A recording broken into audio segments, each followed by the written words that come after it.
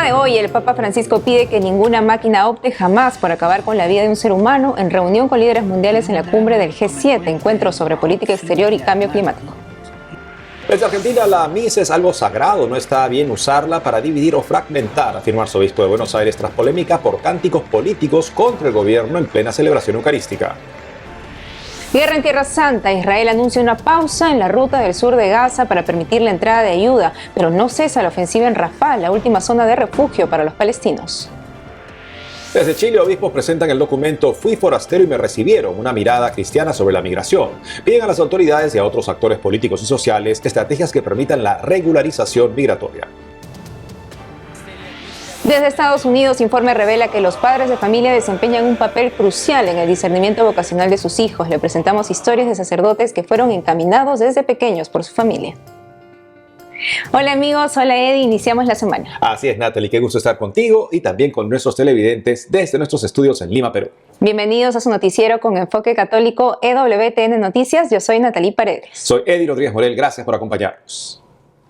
Iniciamos las noticias desde el Vaticano. En reunión con líderes mundiales en la cumbre del G7 sobre política exterior y cambio climático, el Papa Francisco pidió que ninguna máquina opte jamás por acabar con la vida de un ser humano. Nuestra corresponsal Paola Arriaza nos trae los detalles. El Papa Francisco se trasladó al sur de Italia para intervenir en la sesión conjunta de la cumbre del G7. Sentado a la mesa con líderes mundiales como Joe Biden, Javier Milei y Zelensky, el Papa compartió sus reflexiones sobre la inteligencia artificial. El Santo Padre dijo que la ciencia y la tecnología son producto extraordinario del potencial creativo del ser humano, pero al mismo tiempo pueden convertirse en una herramienta peligrosa. En un drama como el de los conflictos armados, es urgente replantearse el desarrollo y el uso de dispositivos como las llamadas armas autónomas letales, para prohibir su uso, empezando ya por un compromiso proactivo y concreto de introducir un control humano cada vez más significativo. Ninguna máquina debería optar jamás por acabar con la vida de un ser humano.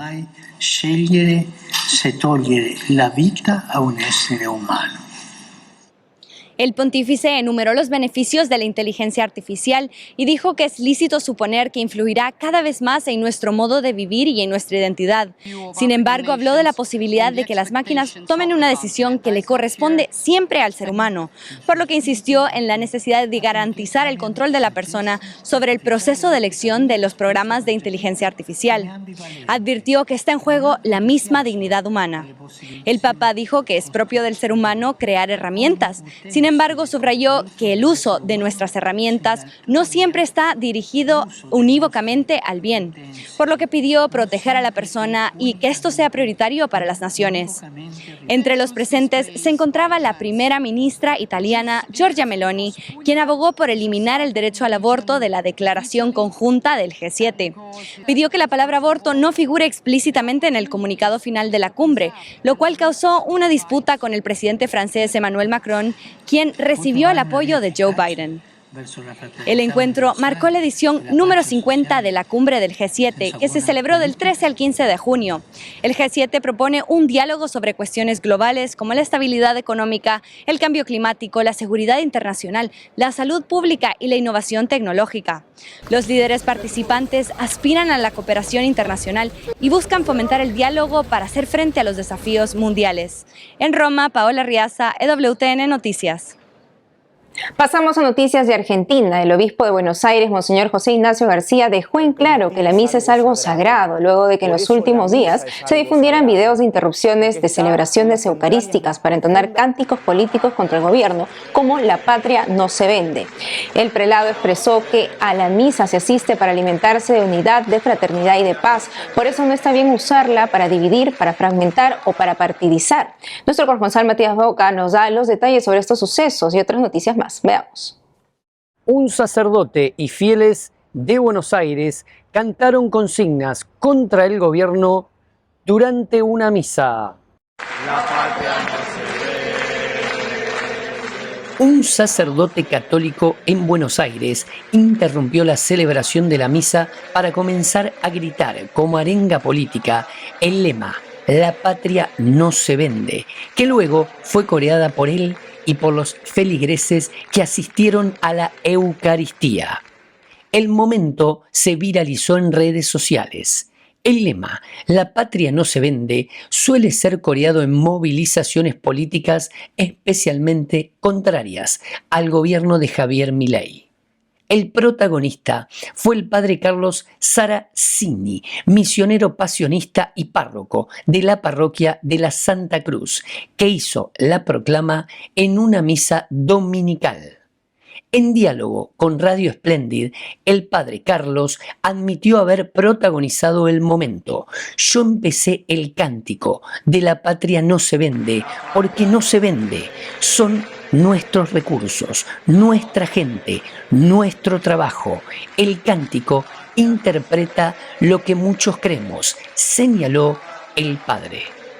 Luego de varios días, los responsables y animadores de la celebración, Sabina Durbano, Marcelo Pérez y Carlos Saracini, redactaron una carta a la comunidad. Sabemos que una parte de la misa que se viralizó por redes sociales y medios de comunicación provocó en algunas personas desconcierto, ofensa y molestia. No fue nuestra intención y lo lamentamos muchísimo. Esta situación nos ayuda a seguir aprendiendo a honrar la comunión. Entre otras noticias, en la Arquidiócesis de Corrientes, bomberos voluntarios peregrinaron por tercera vez a la Basílica de Itatí. Los bomberos voluntarios se congregaron en la entrada de la localidad correntina de Itatí y a partir de allí iniciaron los 9 kilómetros de caminata. Durante el camino fueron rezando y cantando con la animación del grupo Japorá. Al llegar a la basílica, los bomberos fueron recibidos en la peatonal por el rector del santuario, padre Porfirio Ramírez, quien les dio la bienvenida y bendijo los móviles de los cuarteles participantes de esta tercera peregrinación a Itatí. Seguidamente participaron de la misa, que fue presidida por el arzobispo de Corrientes, Monseñor Andrés Stanovnik, y concelebrada por el rector del santuario. En la homilía, el arzobispo recordó que la primera peregrinación de los bomberos correntinos fue con motivo de aquellos incendios voraces en la que ellos tuvieron una actuación heroica y eficiente. Además, agregó que, por intercesión de nuestra tierna Madre de Itatí, le pedimos la gracia de ser cada vez más cercanos y solidarios con los que tanto sufren y constructores incansables de fraternidad y de paz. Para finalizar, los bomberos le obsequiaron un casco a Monseñor Stanovnik por el acompañamiento de estos 3 años. Para finalizar con la información, la Iglesia le rinde un homenaje a Miguel Boites, pionero en la prensa católica de la República Argentina. El presidente de la Conferencia Episcopal Argentina, Monseñor Oscar Ojea, presidió una misa en homenaje a Miguel Boites, quien durante 57 años fue el director de la Agencia Informativa Católica Argentina, AICA, y falleció el pasado noviembre a sus 95 años. La celebración tuvo lugar en la capilla de la sede de la Conferencia Episcopal en la ciudad de Buenos Aires y se desarrolló en un triple marco: el aniversario del nacimiento de Boites y el Día del Periodista el pasado 7 de junio y un nuevo aniversario de la agencia AICA. Mi padre desde el cielo sigue rezando por AICA y por los medios de comunicación de la Iglesia y del mundo, ¿no? Así que en la misa era lo mejor, una misa privada con todos los de AICA, con los actuales, el equipo actual, y también vinieron varios colaboradores que siguen unidos y que aprendieron mucho del oficio, están en otros medios, pero aprendieron mucho del oficio de mi padre. Pero también necesitamos buenas noticias, necesitamos saber que nuestra iglesia está viva, que cómo son las actividades en el Chaco, en Jujuy, una cosa humilde, que a cada uno le llega, porque Dios hace sembrar eso ahí, ¿no? Finalizada la misa, el personal de AICA hizo entrega a las autoridades del episcopado una copia de la colección histórica de los boletines de la agencia informativa para que pase a formar parte del archivo de la Iglesia Católica en la República Argentina. Desde Buenos Aires, Matías Boca, EWTN Noticias. Y ahora en el siguiente informe le contamos la última información sobre la guerra en curso entre Israel y el grupo terrorista Hamas. Veamos. Así empezarán a circular los camiones de ayuda humanitaria en la ruta del sur de Gaza, luego que el ejército de Israel anunciara el sábado una pausa táctica de la actividad militar para permitir la distribución de alimentos y medicina a los palestinos. Dicha pausa tendrá lugar todos los días desde las 8 de la mañana hasta las 7 p.m., hora local, sin una fecha límite por ahora.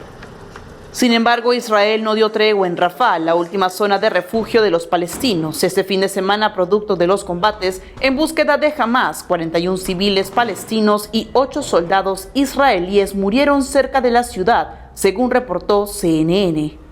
Mientras en Gaza la crisis de salud se agrava y aumenta el número de fallecidos, el líder militar de Hamas, Yahya Sinwar, afirmó que el grupo extremista tiene ventaja sobre Israel, ya que la muerte de civiles palestinos moviliza a la comunidad internacional, según un informe de The Wall Street Journal que cita mensajes filtrados de Sinwar que el periódico dice haber visto. A su vez, en Israel continúan las protestas contra la gestión del primer ministro Benjamin Netanyahu. Este domingo, miles de manifestantes bloquearon algunas de las principales carreteras del país para pedir la convocatoria de elecciones anticipadas y un acuerdo de liberación de rehenes en Gaza.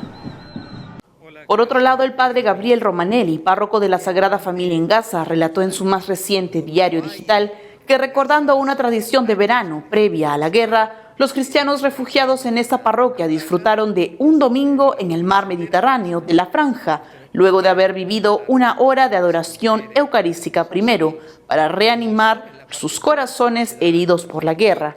Pidió seguir rezando por el fin del conflicto. Nos vamos a Chile para contarles que los obispos presentaron el miércoles último el documento Fui forastero y me recibieron, donde evidencian que entre los chilenos ha crecido una opinión desfavorable hacia la inmigración y la xenofobia se ha incrementado en el país. Preocupados por esto, los prelados piden a las autoridades y a otros actores políticos y sociales estrategias que permitan la regularidad migratoria. El texto está dirigido especialmente a los agentes pastorales, catequistas, sacerdotes, religiosas y todos quienes tienen responsabilidad en el anuncio del evangelio y la conducción de la iglesia. Escuchemos el mensaje de los obispos. La mayoritaria juventud de la población migrante. Señalamos ahí, según cifras del Servicio Nacional del Migrante, en el 2022, que viven en Chile más de 1.600.000 personas extranjeras. Sin duda que ese número posiblemente hoy día es mayor.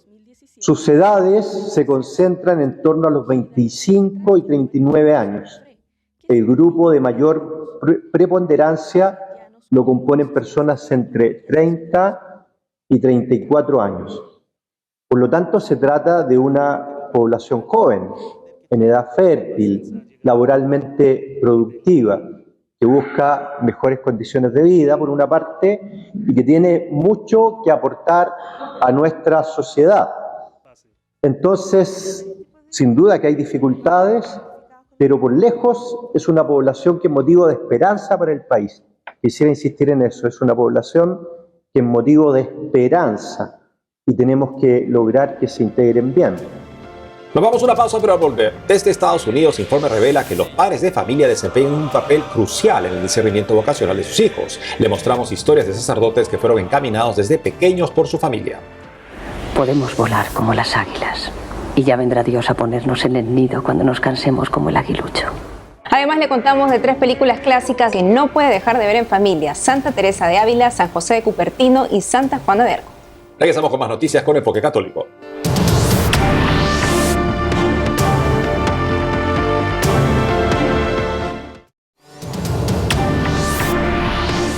Nos vamos a Estados Unidos para contarles que una encuesta nacional sobre la promoción de ordenación sacerdotal de este año mostró que los padres de familia desempeñan un papel crucial en el discernimiento vocacional de sus hijos. Le presentamos historias de sacerdotes que fueron encaminados desde pequeños por su familia. Veamos.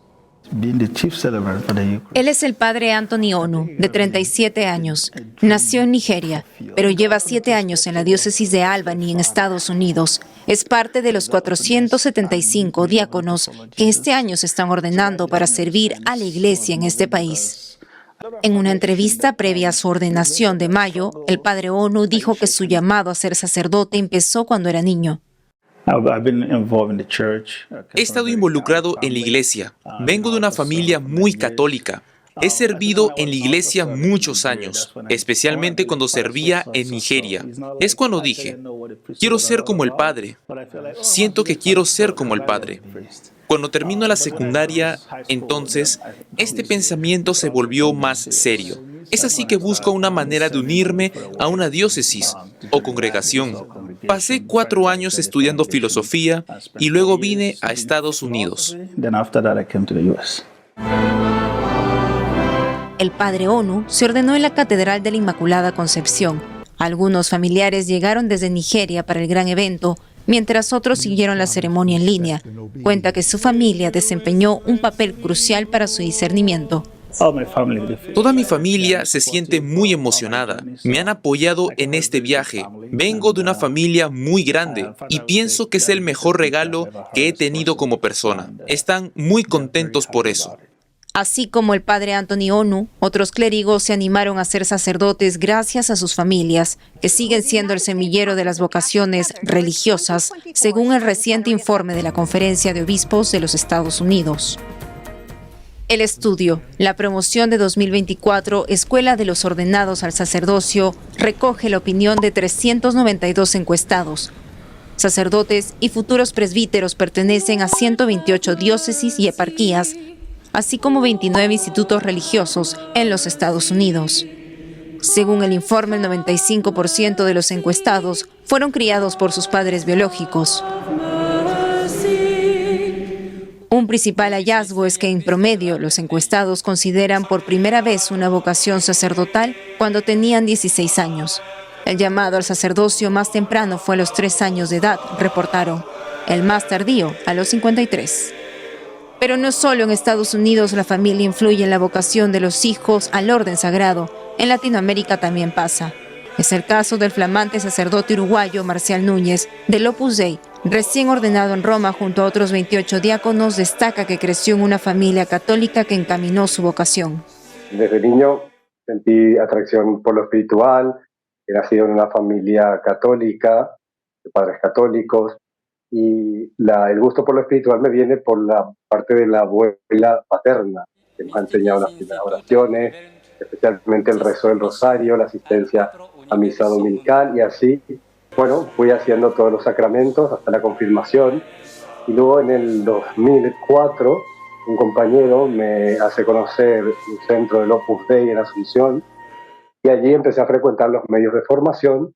Para el mexicano José Ángel Márquez, otro nuevo sacerdote del Opus Dei, ver la fe de sus padres lo hizo conocer a Dios, y eso fue esencial en su vocación. Toda la vida fui siempre educado en una familia cristiana. Desde pequeño, en mi familia, pues mi mamá iba a misa. Sí, propiamente una conversión no, que te digo, en la familia, aunque siempre se rezó. Es verdad que yo recuerdo de pequeño que mi mamá se iba a misa y yo, por ejemplo, no me iba a misa, me quedaba jugando en la casa porque era muy pequeño, tampoco me importaba demasiado. Pero en algún momento me cambiaron de colegio cuando tenía 8 o 9 años a un colegio que tenía relación con el Opus Dei, y ahí empezaron a dar clases de religión. Y ahí, cuando empezaban a contar cosas de la fe, para mí fueron todas como muy naturales. Yo iba escuchando todo y todo me parecía muy bueno, me gustaba.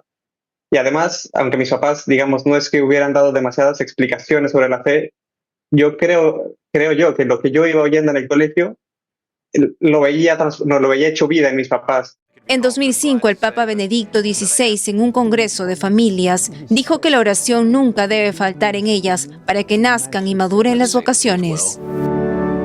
El viernes pasado la iglesia recordó a los santos mártires de Córdoba, un grupo de cristianos mozárabes ejecutados por no abdicar de su fe cristiana. El padre Miguel Barona, director del Secretariado para la Causa de los Santos en la diócesis de Córdoba, España, nos cuenta más de los santos.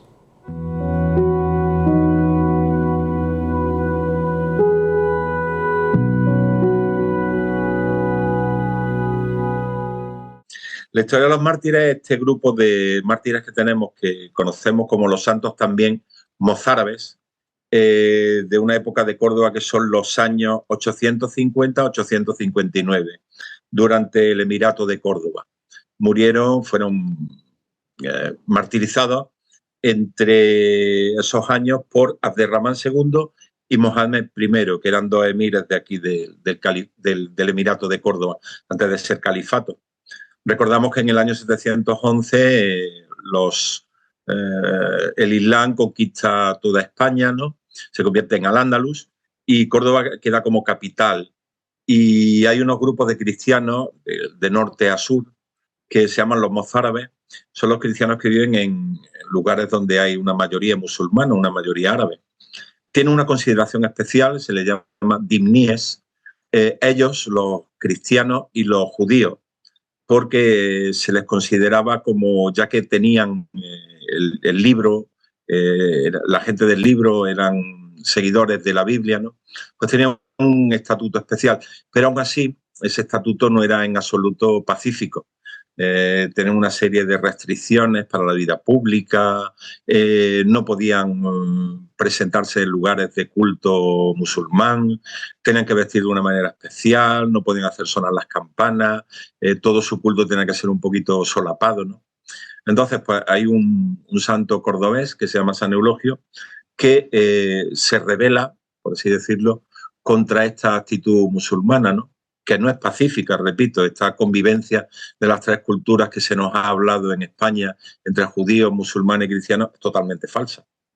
Entonces, surgen una serie de cristianos que voluntariamente prestan su testimonio de fe ante el cadí, el juez musulmán, o ante el mismo emir, ¿no? Y por ello son condenados a muerte.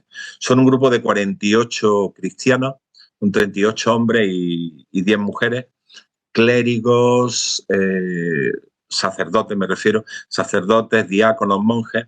Luego hay también algunos laicos, pues, que se presentaron voluntariamente ante las autoridades musulmanas y afirmaron que el cristianismo era la religión verdadera y por eso sufrieron muerte.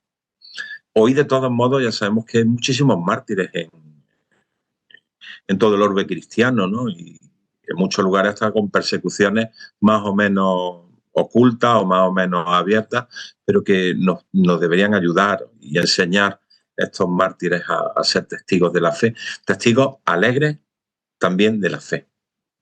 El mártir, o todos los santos en general, pero especialmente el mártir también, son nuestros intercesores ante Dios y pedirle favores, pedirle fuerza, pedirle su misma alegría y su misma esperanza. Hoy tenemos que ser testigos de la fe. No hay otra manera.